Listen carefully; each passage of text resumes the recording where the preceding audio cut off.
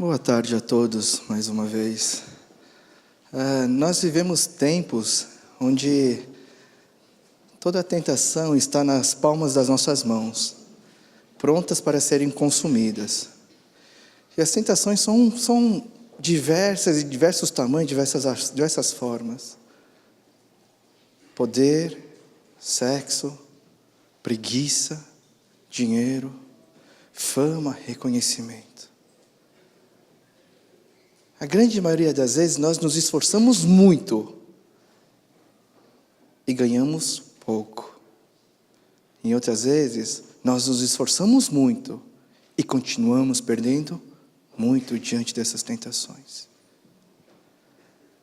Talvez há um mês atrás, nós, os coreanos ou descendentes de coreanos, fizemos o maior alarde por causa de um casal brasileiro que foi até a Coreia e postou alguns vídeos zombando de maneira preconceituosa algumas comidas e algumas coisas lá na Coreia. Por exemplo, eles pegaram aquela bebida, o shiké, que a gente tem e vende aqui no café, olha o jabá, que é feita de arroz e é servida com os flocos de arroz. Eles disseram que era de larva. Ou quando eles se colocaram na frente de um restaurante, viram um cardápio e disseram que tudo aquilo era carne de cachorro. E a revolta diante desse cenário foi imensa. Um monte de gente gravou vídeos, um monte de gente postou na internet, denunciando, ameaçando, xingando. A maioria dos posts acusava esse casal de ser racista, preconceituoso, xenófobo, ignorante. Mas a pergunta que nós temos que fazer é: será que eles são isso mesmo? Que por causa de um vídeo, será que eles são mesmo preconceituosos? Por causa daquele vídeo, será que eles são xenófobos, racistas? E com isso eu não quero usar de eufemismo para o que eles fizeram, que foi grave sim. Mas será que aquele vídeo não foi a consequência da tentação, do reconhecimento e da fama? Será que aquele vídeo não foi consequência da tentação, do protagonismo que nós, que todo homem, toda mulher que vive na face dessa terra está sujeito? Dessa vez eles lutaram e perderam. Assim como muitas vezes nós lutamos e perdemos. Assim como muitas vezes nós batalhamos e sucumbimos. Assim como em poucas vezes nós guerreamos e vencemos. A reflexão que eu gostaria de fazer com vocês nessa manhã é para nos alertar sobre uma tentação que quase nunca é vencida, sequer ela é combatida. Tendo como base o texto que está em Apocalipse, capítulo 3, versículos 1 a 6, por favor, o slide. Apocalipse foi ontem. Êxodo 32. Apocalipse, o cara está viajando. Êxodo 32, 1 a 6. Desculpa, Apocalipse foi no culto dos jovens ontem. Êxodo 32, 1 a 6. Dê uma lida aí em silêncio e vamos fazer a reflexão. Vou até abrir certo aqui. Brincadeira, já está aberto. Então vamos dar uma lidinha, pessoal. A palavra diz assim: o povo, ao ver que Moisés demorava a descer do monte, juntou-se ao redor de Arão e lhe disse: venha, faça para nós deuses que nos conduzam, pois a esse Moisés, homem que nos tirou do Egito, não sabemos o que lhe aconteceu. Respondeu-lhes Arão: tirem os brincos de ouro de suas mulheres e de seus filhos e de suas filhas e tragam-nos para mim. Todos tiraram os seus brincos de ouro e o levaram a Arão. Ele os recebeu e os fundiu, transformando tudo num ídolo, que modelou com uma ferramenta própria, dando-lhe a forma de um bezerro. Então disseram: eis aqui os seus deuses, ó Israel, que tiraram você do Egito. Vendo isso, Arão edificou um altar diante do bezerro e anunciou: amanhã haverá uma festa dedicada ao Senhor. Na manhã seguinte, ofereceram holocaustos e sacrifícios de comunhão. O povo se assentou para comer e beber, e levantou-se para entregar-se à farra. Esse contexto é muito conhecido por nós. Nós crescemos ouvindo a história do povo hebreu que saiu do Egito. E ele saiu de forma dramática, né? E esse povo está agora no deserto, peregrinando não apenas para chegar na tão desejada terra prometida. Eles estão no deserto e eles já têm algumas leis. Eles são moldados por essas leis para se tornarem de fato o povo de Deus. Depois de 3 meses de peregrinação, eles estão acampados perto do Monte Sinai, onde por vez ou outra, Jesus chama Moisés para subir no monte, para receber dele mesmo algumas leis e algumas instruções específicas. E é numa dessas subidas de Moisés que esse texto que nós acabamos de ler se encaixa. Então Moisés está lá no alto do monte, recebendo de Deus muitas instruções. Instruções detalhadas e complicadas, instruções ainda também que incluem a construção de um tabernáculo, de tudo que deveria haver dentro daquele tabernáculo. Até as roupas dos sacerdotes tinham coisas que eram detalhadas lá no mínimo do mínimo. Enquanto Moisés está lá, Arão e os seus filhos, que são os sacerdotes, estão com o povo. Estão ali embaixo, no pé do monte, eles não subiram. E como a demora era inevitável, porque eram muitas coisas que Deus tinha para falar para Moisés, o povo se reúne ao redor de Arão, o sacerdote que Deus escolheu. Ele faz um pedido no mínimo estranho. Eles dizem: faça para nós deuses, que nos conduzam daqui em diante. Porque a esse Moisés, o homem que nos tirou do Egito, a gente não sabe o que aconteceu. E o mais estranho de tudo isso é que Arão, sacerdote escolhido por Deus, dá ouvidos ao povo. E Arão começa a juntar todos os enfeites que as mulheres e as crianças usavam. E com todo o ouro que lhe foi trazido, ele fundiu e colocou num molde, no formato de um bezerro. E depois de trabalhado e finalizado, o ídolo foi apresentado ao povo com grande pompa, dizendo e declarando: eis aqui os seus deuses, ó Israel, que tiraram vocês do Egito. Slide, por favor. A palavra deuses no hebraico é Elohim. É Elohim. Então, nessa declaração, eis aí os seus deuses, Elohim, que tiraram vocês do Egito, a tradução literal está certíssima. Não destoa, é isso mesmo. Quando se traduz Elohim, se traduz como deuses. Mas quando a gente olha lá atrás, no primeiro versículo de toda a Bíblia, Gênesis 1:1, a palavra diz assim: no princípio criou Deus, Elohim, os céus e a terra. O que isso quer dizer? Que desde o princípio, desde lá de trás, Deus se apropria da palavra Elohim, se apropria da palavra deuses, para descrever a Ele mesmo. E por que Ele faz isso? Porque a Bíblia ela já começa de um pressuposto de que não existe outro Deus, que não existem outros deuses a não ser Deus. É por isso que Deus se apropria da palavra Elohim. Trocando em miúdos, está todo mundo assim, calma, vou explicar. Trocando em miúdos, a declaração que foi feita diante do bezerro pode ser entendida como: eis aí o seu Deus, que tirou vocês do Egito. O que dá sentido à próxima declaração de Arão, ao ver o bezerro e depois de edificar ali um altar. Amanhã haverá uma festa dedicada ao Senhor. E a palavra usada para Senhor é Yehoah. São as 4 letras mais sagradas para o judeu. Eles não falam, mas que só pode ser atribuída a Deus. Então, muito provavelmente, quando eles fazem essa declaração, eis aí o seu Deus, eles estão se dirigindo a Deus mesmo.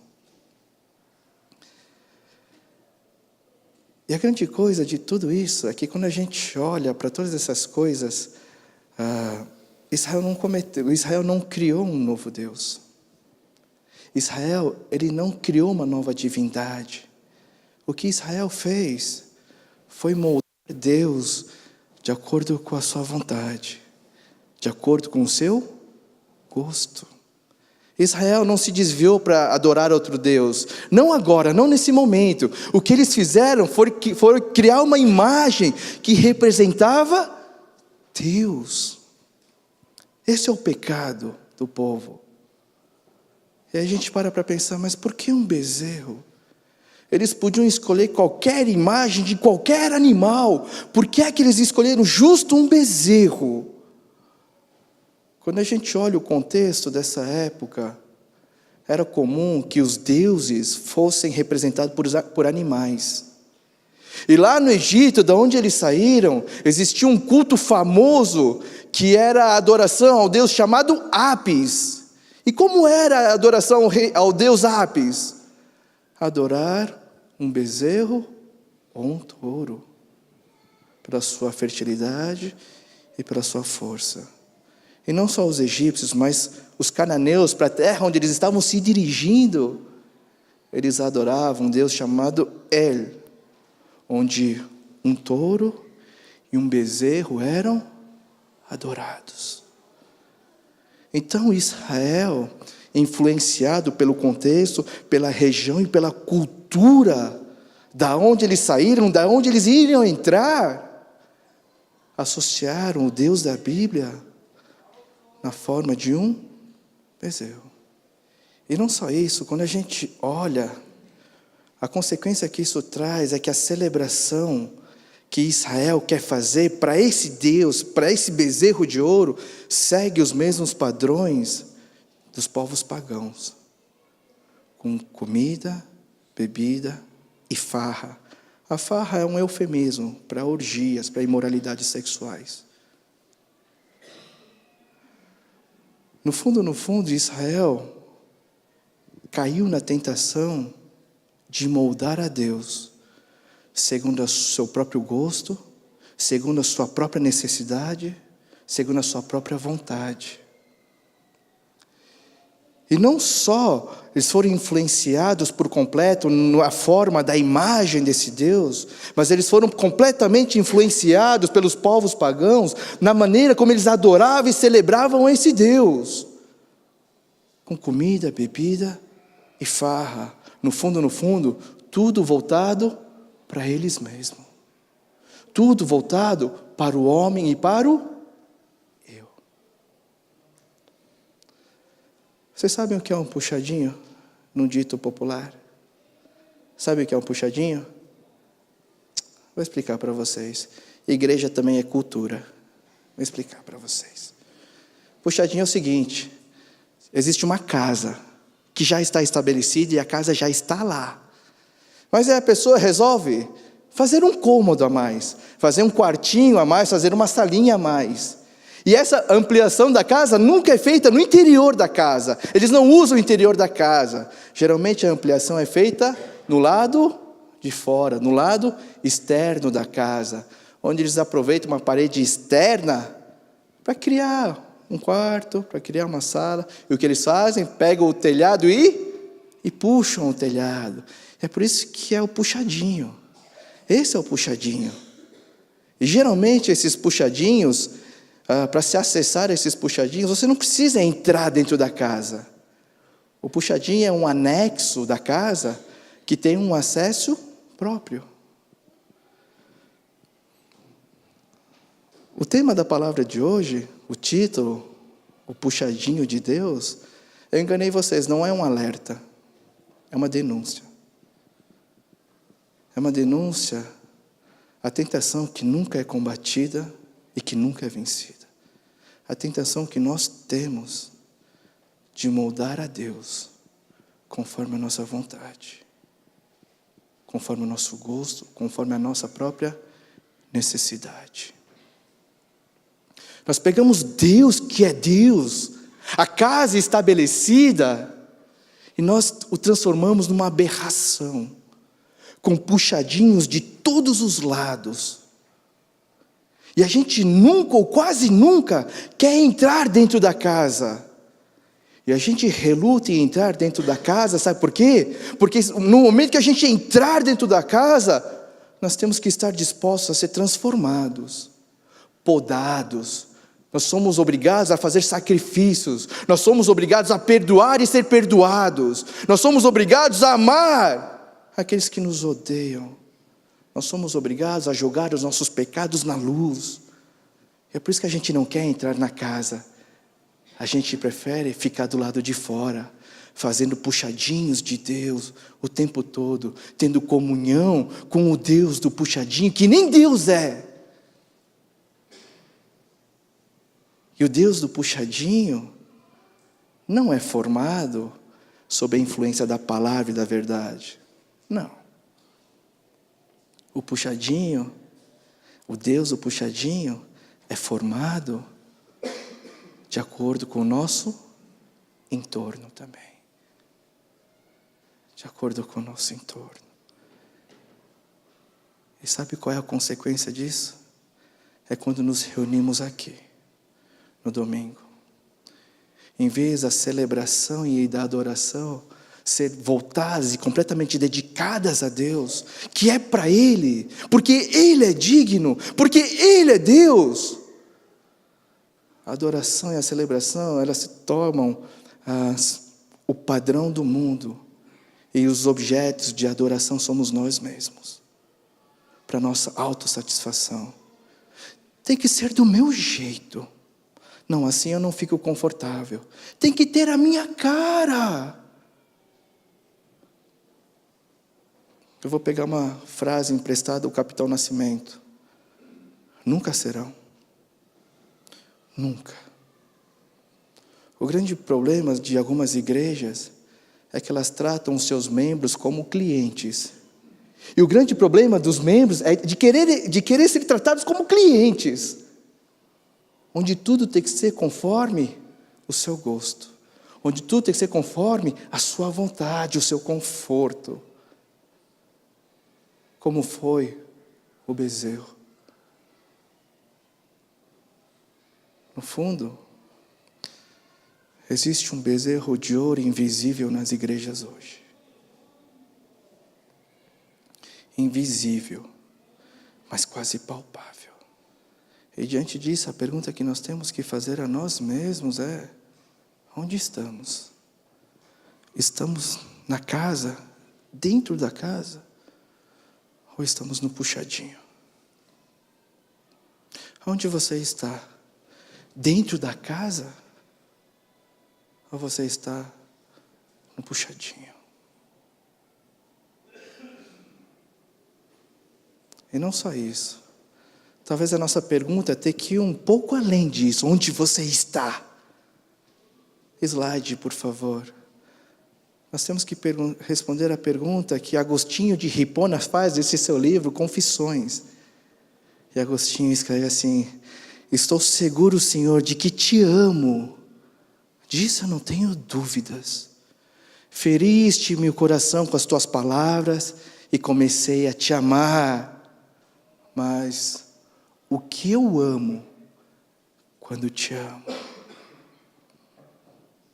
O que você tem amado quando você declara e quando você canta que ama a Deus? Te amo, te quero. Para quem você tem falado isso? Por Deus verdadeiro, que é a casa já estabelecida? Ou é para o Deus do puxadinho, que foi criado, moldado por você, influenciado e completamente influenciado pelo seu entorno? Sabe o que é o mais triste dessa história? É que a porta da casa já está destrancada. Cristo morreu naquela cruz. Não foi para você se livrar dos seus pecados apenas, se livrar da morte. Cristo morreu naquela cruz para destrancar a porta dessa casa. O acesso está aberto. Você não precisa se acomodar no puxadinho. Você não deve se acomodar no puxadinho. que nós temos que fazer? Nós temos que entrar na casa. E uma vez dentro da casa, nós temos que estar dispostos a sermos podados, dispostos a sermos ajustados, moldados, redirecionados. Nós temos que estar dispostos a vivermos segundo as regras e as normas da casa. É preciso parar de sermos influenciados pelo mundo e começarmos a ser influenciados por Deus, que se revela na sua palavra, que se revela na comunhão, que se revela na oração. Todos os israelitas que saíram do deserto, mas que se recusaram a entrar na casa e viver segundo as normas e as regras da casa, morreram no deserto. Mas aqueles que saíram do puxadinho e entraram na casa como Josué, chegaram na terra prometida.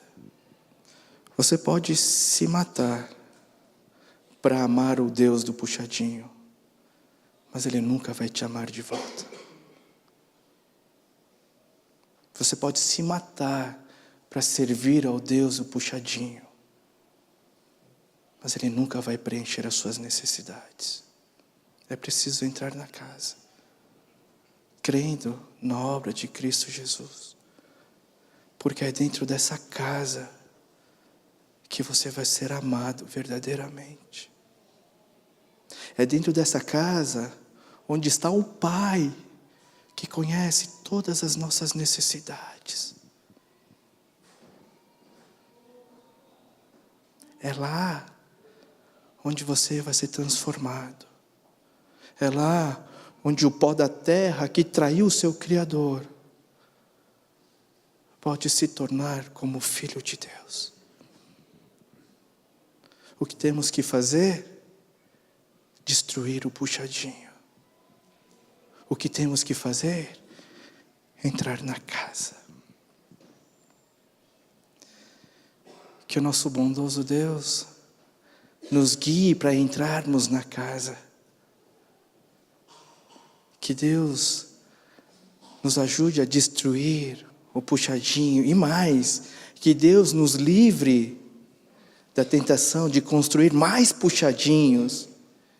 E mais, que Deus nos livre da tentação e do pecado, de moldá-lo como bem entendermos.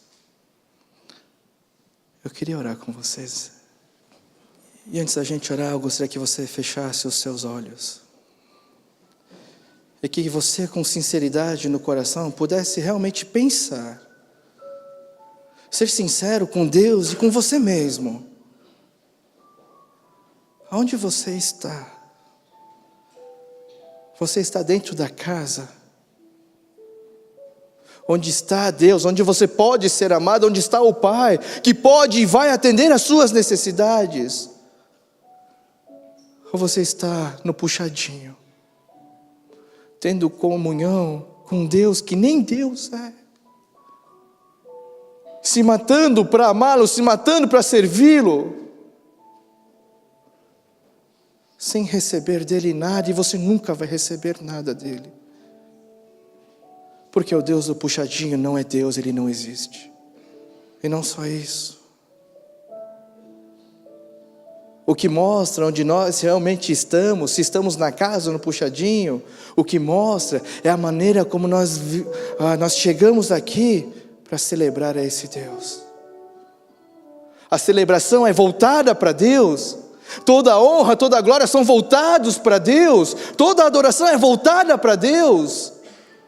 Ou tudo na igreja tem que se voltar a mim, ao eu, tem que me satisfazer, tem que ser do meu jeito. Aonde você está, meu querido, minha querida? A porta está destrancada. Cristo morreu naquela cruz e destrancou a porta da casa. A porta está aberta. Precisamos entrar na casa. Então vamos orar. Se você está no puxadinho, peça perdão. Peça perdão, peça por fé. Peça por disposição, para que você possa entrar dentro da casa e dentro da casa ser transformado dia a dia. Vamos ter alguns minutos de oração e depois vamos cantar um louvor. Vamos orar. Que a imensa graça do nosso Senhor Jesus Cristo, o infinito amor de Deus, o nosso Pai, as infindáveis consolação e a comunhão do Santo Espírito estejam com todos aqueles que decidiram sair da acomodação do puxadinho e entrar na casa, pela fé na obra de Cristo Jesus, e dentro da casa estarem dispostos a serem transformados, de agora e para sempre. Amém.